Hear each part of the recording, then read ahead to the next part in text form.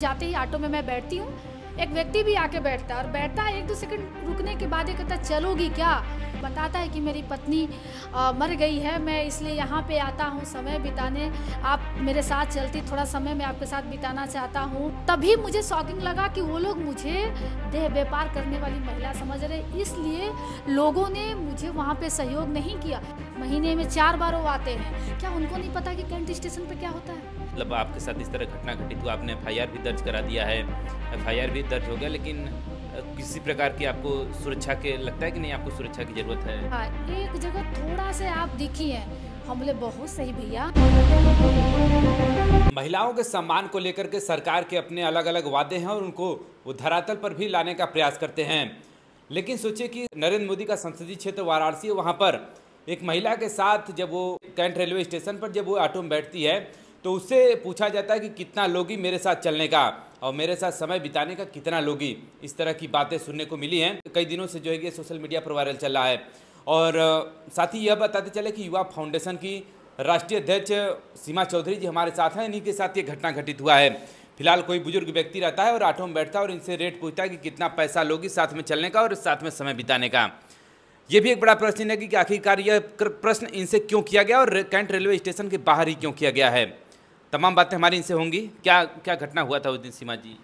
मैं ऑफिस में ही थी, 3 तारीख को मुझे कॉल आता है कि एक महिला की मदद करनी है, तो मैं बेलूपुरा एसएचओ को कॉल करती हूँ और कॉल करके ही मैं निकलती हूँ यहाँ से वगैरह। मैं सूट वगैरह पहनी रहती हूँ और मुंह भी मेरा कवर मतलब ऐसे बांध कर भी मैं नहीं रखती हूँ। कैंट जाते ही ऑटो में मैं बैठती हूँ, एक व्यक्ति भी आके बैठता है और बैठता है 1-2 सेकंड रुकने के बाद ये कहता है चलोगी क्या?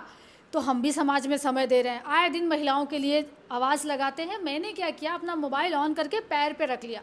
शोर बहुत ज़्यादा था, मैंने सोचा कम से कम इसके चेहरे तो आए। वो जो है फिर मेरे से समय पूछता है, शादी पूछता है, बच्चे पूछता है, फिर ऐसे करते करते बताता है कि मेरी पत्नी मर गई है, मैं इसलिए यहाँ पे आता हूँ समय बिताने, आप मेरे साथ चलती, थोड़ा समय मैं आपके साथ बिताना चाहता हूँ। फिर वो करते करते बोलता है 1-2 हज़ार रुपये दे दूँगा, बाकी आप जो कहेंगी हो जाएगा, क्योंकि सबकी अपनी एक इच्छा होती है। फिर मैं तो तुरंत ऑटो साइड रुकवाकर मैं कहती हूँ कि भैया ज़रा ऑटो साइड लगाना, तो तुरंत मुझे पलट के देखता है क्या हुआ, मतलब उसको लग गया कि कहीं कुछ ऐसा तो करने वाले नहीं, क्या हुआ ऐसे करके। मैं फिर उसको पूछती हूँ कहाँ लेके चलोगे, कहाँ जाना है, कहाँ लेके चलोगे, क्या समझ के रखे हो, मैं एक सामाजिक संस्था से हूँ, इस तरह से चीज़ों से जुड़ी हूँ और तुम मुझे, फिर मैं उसको वहीं पे मारती हूँ और फिर वो निकल करके भागता है। वो जब भागता है फिर मैं अपना पर्स मोबाइल सब उठा करके उसके पीछे भागती हूँ और एक भाई से, भाई ज़रा पकड़ना उसको, मैं पकड़ती हूँ उसको, फिर उसको मारती हूँ। कैमरा ऑन है, पैर वगैरह का दिख रहा है। लोग इकट्ठा होते हैं और कहते क्या हुआ क्या हुआ, कोई उसको वो नहीं करता क्या हुआ क्या हुआ क्या हुआ। मैं उसको बताती हूँ कि देखिए मैं एक सामाजिक संस्था से हुई है, मुझे धंधे वाली समझ रहा है, लोग छोड़िए जाने दीजिए, लोगों की जो रिएक्शन था छोड़िए जाने दीजिए, और वो अपना गमछा वगैरह छोड़ के भाग जाता है। फिर मैं बैक होती तो एक आदमी कहता है इन लोगों का आपस में पैसे की बात थी, इस वजह से झगड़ा हुआ। और मैं तभी मुझे शॉकिंग लगा कि वो लोग मुझे देह व्यापार करने वाली महिला समझ रहे, इसलिए लोगों ने मुझे वहाँ पे सहयोग नहीं किया। क्योंकि कैंट स्टेशन पे इस तरह की घटनाएं आए दिन होती है और सिर्फ मेरे साथ नहीं, वहाँ पे पुलिस प्रशासन की जो महिलाएं हैं उनके साथ भी घटनाएं हो चुकी हैं, उनका भी रेट पूछा जा चुका है, ये भी चीज़ें खबरों में आ चुकी है। ऐसा नहीं कि मैं ही पीड़ित हूँ, कैंट से गुजरने वाली हर एक महिला पीड़ित है जो नॉर्मल तरीके से अपने काम को लेके वहाँ पे आया जाया करती है। ये एक और बात है कि मेंटालिटी को लेकर के, लोगों के दिमाग को लेकर के, लोगों के दिमाग में ये बन गया है कि क्या वास्तव में कैंट में इस तरह के व्यापार होते हैं, इसलिए लोगों की मेंटालिटी बन गई कि हाँ उन्हीं के साथ होगी, उन्हीं के पैसे के लेन देन का झगड़ा हुआ, कुछ इस तरह की बातें हैं। लगातार पिछला रिकॉर्ड भी आप उठा के देखिए, पुलिस रिकॉर्ड दिखाती है और ये बताती है कि वहाँ से महिलाओं को गिरफ्तार किया गया है, वहाँ से महिलाओं को पकड़ा गया है। आखिर इस तरह की घटनाएं वहाँ पे हो रही है, खुलेआम देह व्यापार हो रहा है, तभी तो पुलिस भी उठा के उनको ला रही है।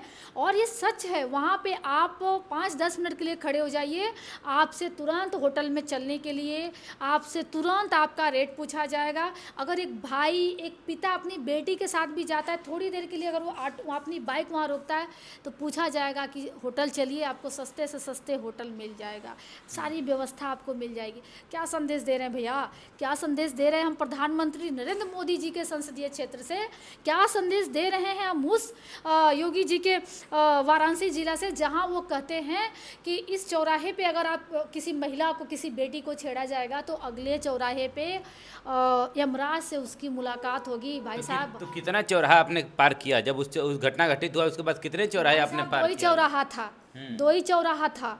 और वो तो छोड़ो, चौराहा तो छोड़ो, महीने में 4 बार वो आते हैं। क्या उनको नहीं पता कि कैंट स्टेशन पे क्या होता है? क्या उनको नहीं पता? उनको मैंने एक आवेदन दिया था कि कैंट स्टेशन से एक 6 साल की बच्ची चोरी हो गई है। उनको ये बात मैं उनको मेल करके आवेदन दी हूँ, मेल करके वो है मेरे पास, सारा आपको मिलेगा। तो कहने का मतलब ये सारी चीज़ें लगातार जब प्रशासन पकड़ती है, वहाँ से महिलाओं को उठाती है, तो चीज़ें उन तक नहीं जाती है। तो जब प्रधानमंत्री नरेंद्र मोदी के संसदीय क्षेत्र में हम जैसे लोग जो आए दिन फील्ड में भागते रहते हैं, अपना समय दूसरों के लिए देते हैं, अपना पैसा लगा कर जाते हैं कि मुसीबत में पैसे ना सही किसी का साथ दे पाएँ, जब हम लोगों के साथ ये सब हो सकता है तो आम महिलाओं के साथ क्या हो सकता है? वो तो बोल भी नहीं पाती है। बहुत सारी चीज़ें हुआ है कैंट पे, बहुत सारी चीज़ें मैंने काम किए हैं, ऐसा नहीं कि पहली बार है। बहुत सारे लोग तो यही सुनेंगे तो यही लोगों के दिमाग में आएगा कि जब आपके साथ इस तरह घटना हो रही है तो आम महिलाएं तो या तो बोलेंगी नहीं या फिर मतलब चुपचाप उस चीज़ को सह लेंगी। हाँ, ये चीज़ें लगातार मुझे एक सपोर्ट की वजह से आया कि जब आप जैसे लोग कम से कम हिम्मत करके आपने बोला, बहुत सारे लोग जो है सर झुका के निकल जाते हैं। तो कहने का मतलब है कि हम ट्रेनिंग देते हैं लड़कियों को, हम स्कूलों में जाते, मिशन शक्ति बाद में आई है, उससे पहले से हम स्कूलों में लड़कियों दोनों को ट्रेनिंग देते हैं। तो हम कहते हैं चुप्पी तोड़ो, अपनी बात को रखो, काहे का शर्म भैया, काहे का मैं शर्म करूं? मेरी वहाँ पे कोई गलती है? कोई आके मेरा रेट तय करेगा, मुझे साथ चलने के लिए कहेगा, कोई अपने पैर से मुझे मारेगा, तो मैं क्यों इस तरह से शांत हो जाऊं? और जब मैं नहीं बोलूँगी, ऐसे ही कोई और नहीं बोलेगा, जब हमें चुप ही रहते जाएंगे तो हर किसी के बहन बेटी के साथ जो भी वहाँ से गुजरेगा वो सहेगा, झेलेगा और चुपचाप 1-2 घंटे की बात है कह के निकल जाएगा। और एक दिन धर्म की नगरी काशी जो अभी धूमिल हो रही है, इतना और ज़्यादा धूमिल हो जाएगी कि इसमें वो धर्म की बातें नहीं रह जाएगी। धर्म की नगरी काशी की बात कर रहे हैं और तमाम आपने सोशल मीडिया पर वीडियो भी देखे होंगे, लोग खूब यहाँ के रील बनाते हैं कि बम बम बोल रहा है काशी।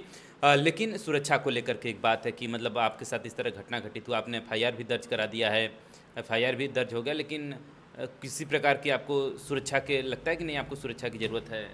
देखिए, एक बार ऐसे ही एक बच्ची मैंने बताया कि खो गई थी, तो उस मामले में भी प्रशासन के साथ एक आदमी को मैंने उठाया था जो कि बच्ची के माँ का पीछा कर रहा था, तो हमें लगा इन्वॉल्व है।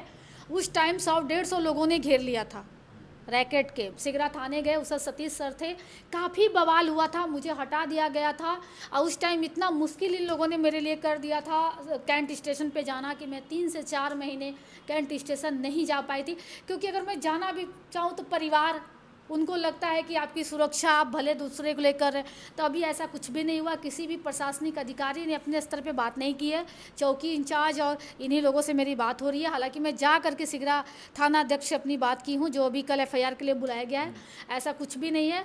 और मैं जानती हूँ कि ये गिरोह बहुत बड़ा है, मैं जानती हूँ कि ये दलदल बहुत बड़ा है। और मैं आपके ज़रिए एक चीज़ कहना चाहती हूँ, कभी भी ये लोग कुछ भी कर सकते हैं।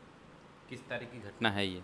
3 तारीख की शाम को 6-6:30 बजे की घटना है। मतलब 3 तारीख की घटना है, 3 बीतता है, फिर 4 बीतता है, फिर 5 को आपका FIR दर्ज होता है। जी, कल मेरा FIR दर्ज हुआ। वो भी अमिताभ ठाकुर जैसे भाइयों का सहयोग रहा, यहाँ के सामाजिक संस्थाओं का सहयोग रहा, यहाँ के मीडिया के लोगों का सहयोग रहा कि उन्होंने निष्पक्ष तरीके से देखा और सहयोग किया, तब ये सब चीज़ें संभव हो। विलम्ब का क्या कारण रहा? मतलब पुलिस क्या आपको बताती रही कि मतलब क्यों इतना लेट हो रहा है?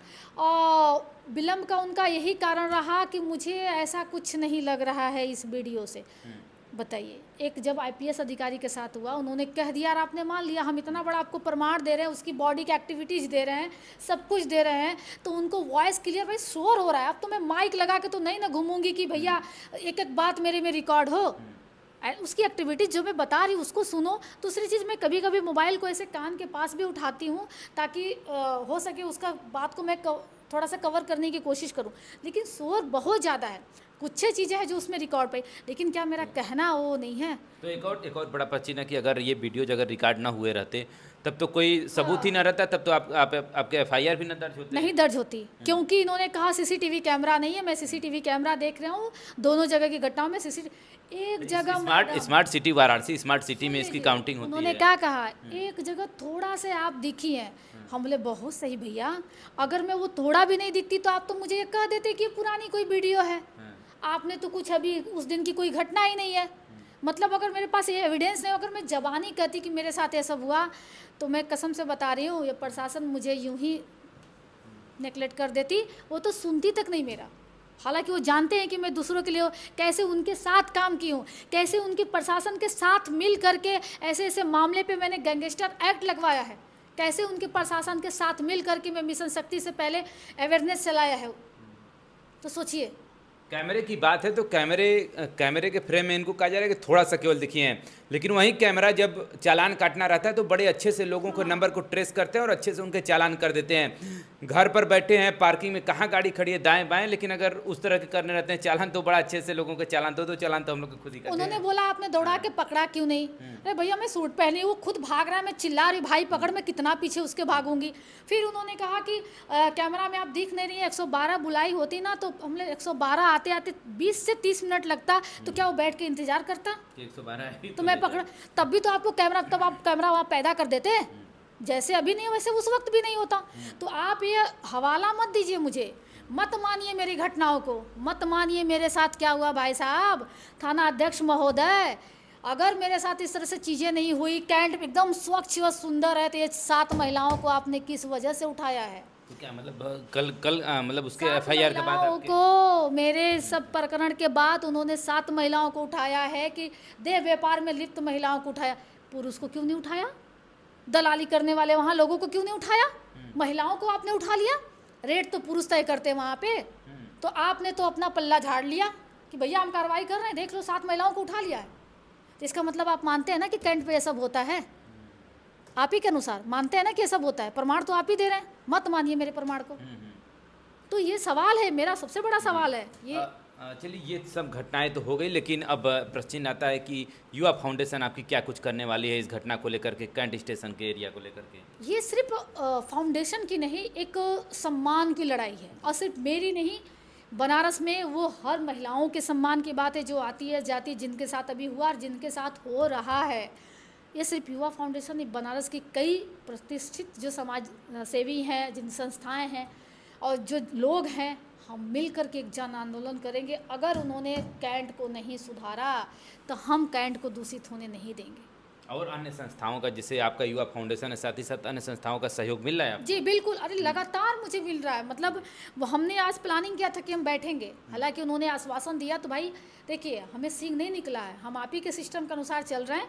आपने अगर कहा है तो हम समय देंगे, आप सब कुछ कीजिए, लेकिन नहीं देंगे तो मजबूर तो आप ही ना हमें करेंगे।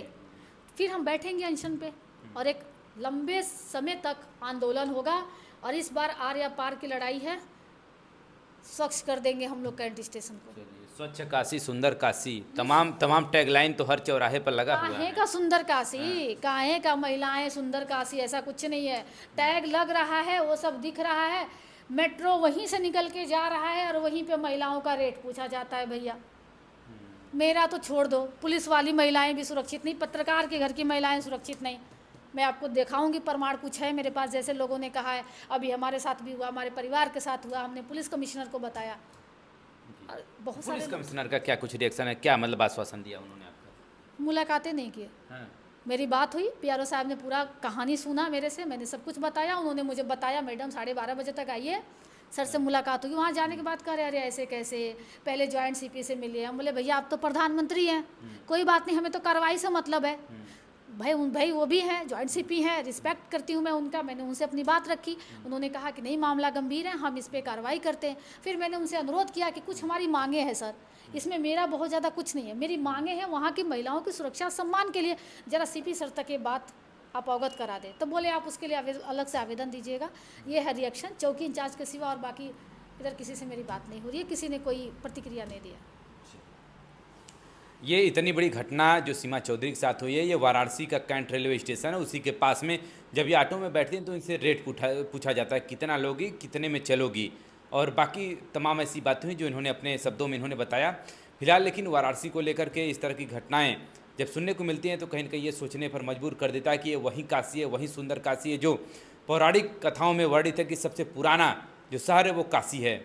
लेकिन फिलहाल इस तरह की घटनाएं तो अब सुनने को मिल ही रही हैं, जैसा सीमा चौधरी जी ने बताया। फिलहाल इस घटना को लेकर के आप क्या क्या कुछ कहना है, कमेंट करके जरूर बताइएगा।